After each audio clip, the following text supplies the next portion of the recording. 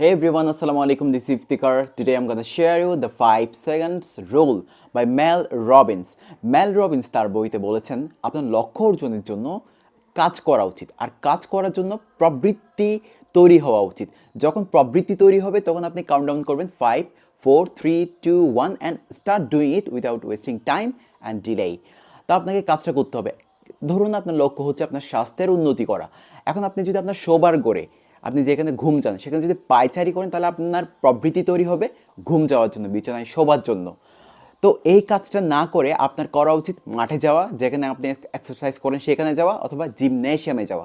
তাহলে আপনি যদি জিমনেশিয়ামে যান তাহলে আপনার প্রবৃত্তি তৈরি হবে কিসের জন্য? অবশ্যই এক্সারসাইজ করার জন্য। তখন আপনি ওই কাজটা করতে পারবেন এবং লক্ষ্য অর্জনের জন্য আপনার কাজটা কিন্তু আপনি কন্টিনিউয়াসলি তখন করতে পারবেন। তাই আপনার উচিত লক্ষ্য অর্জনের জন্য কাজ করা, আর কাজ করতে হলে আপনাকে কী করতে হবে? অবশ্যই প্রবৃত্তি তৈরি করতে হবে।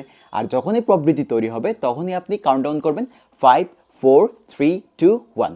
That's all for today. Thank you everyone for watching my today's video. Assalamu alaikum.